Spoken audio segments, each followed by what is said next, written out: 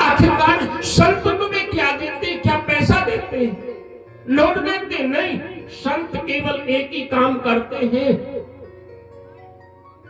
इसीलिए तो मानसकार कहते हैं, प्रथम भगति संतन कर संगा, प्रथम भगति संतन कर संगा,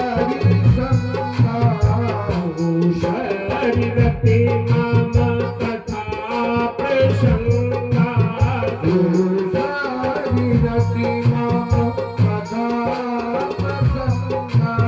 ध्यान देना, संग करो भाई। संत तुम्हें पैसा नहीं देगा, संत एक ही काम करता है कि संत जीव के स्वभाव को बदलता है।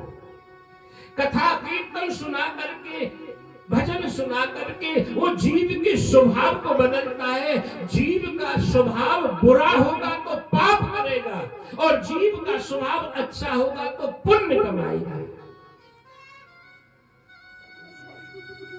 एक गांव की घटना, राधे राधे बोलो पहले। एक गांव की घटना कि एक गांव में कुम्हार था। कुम्हार जो चाक चलाता है, उस कुम्हार ने क्या काम किया, मिट्टी को गूंदा और अपनी चाक पे चढ़ा दिया। उसका क्या विचार था, उस मिट्टी से चुलम बनाने का। होते हैं गांव में। उस गांव में कुम्हार ने मिट्टी को गूंद करके और चाक को घुमाया, और उसे क्या बनाना चाह रहा था कि जो चुलम होती है, जिस पर आंच रखी जाती है। अब ध्यान देना, हुआ क्या कि उस कुम्हार का विचार बदल गया। जिस मिट्टी को चुलम की आकृति देनी थी, उसे उसने मटका बना दिया। उस मिट्टी ने तुरंत कहा कुम्हार के, रुक, तू तो मुझे चुलम बनाने वाला था, मुझे मटका क्यों बना दिया? उस कुम्हार ने कहा, देख मेरा विचार बदल गया। उस मिट्टी ने कहा, भले मांस, तेरा तो केवल विचार ही बदला है और मेरा तो पूरा जीवन ही बदल गया। मेरा तो जीवन ही बदल गया। अगर मैं चुलम बनती तो मुझ पर आंच रखी जाती, मैं भी तपती, मुझे जो पीता वो भी खुल खुल करता पीता। अब मुझे तूने मटका बना दिया, मुझ में जल रहेगा, और जो मैं भी शीतल रहूंगी, जो पिएगा वो भी शीतल हो जाएगा।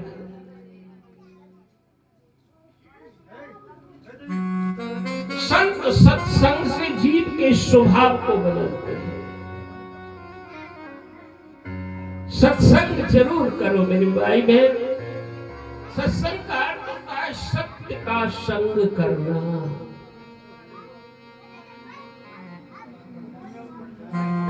अहिल्या सबने छोड़ दिया, लेकिन उसका सत्संग चला हजारों वर्ष का। मन और बुद्धि का सत्संग ऐसा चला, मन बुद्धि से चित्त चिंतन करती रही परमात्मा का। तो आप भी सत्संग में रहे। घर में बैठ जाए तो रामायण का संग करो, भागवत को पढ़ते तो सत का संग हो रहा है। किसी संत के पास बैठ के, वो भी सत्संग है।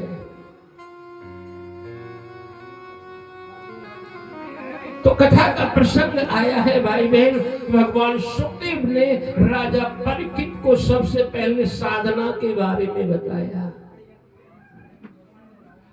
सुखदेव जी कहते हैं, राजन,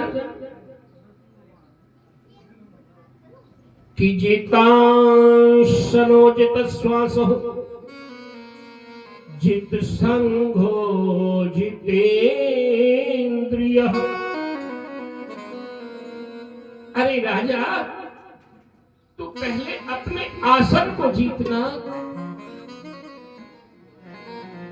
आसन लगा के कथा सुननी चाहिए, आसन लगा के सत्संग में बैठना चाहिए। लेकिन ध्यान दो, आसन कई के होते हैं। मानस में भगवान राम भी कहते हैं, स्फटिक शिला पर प्रभु ने दोनों चरण लटका रखे हैं, लक्ष्मण पैरों में बैठे हुए हैं, वहां भी प्रसंग आया है। उसे कहते हैं सुखासन।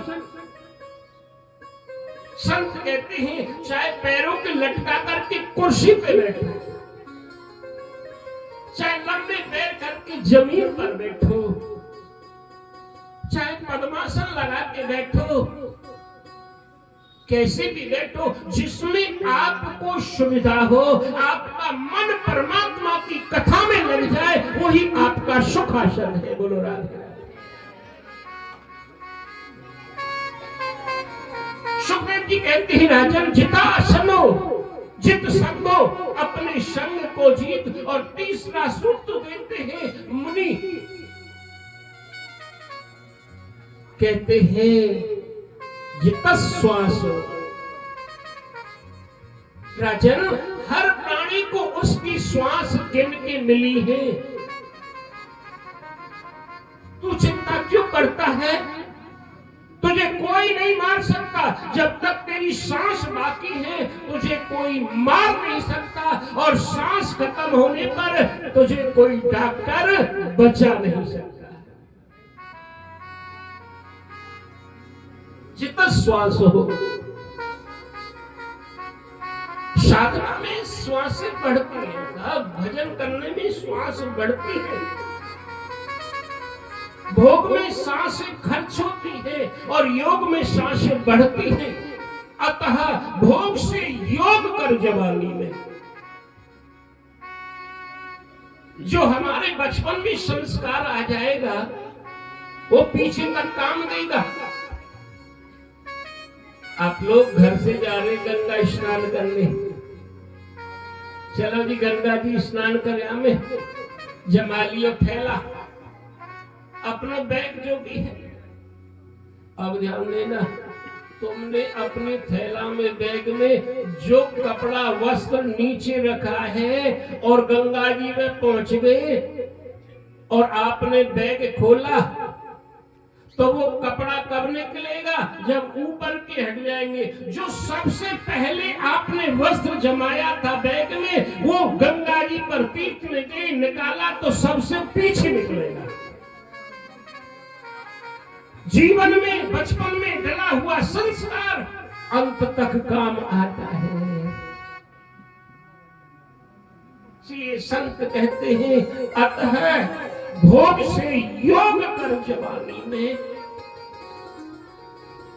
तुम फूल लेने जाते हो परमात्मा पे चढ़ाने के लिए, भगवान पर चढ़ाने के लिए, बगीचे में क्या फूल मुरझाया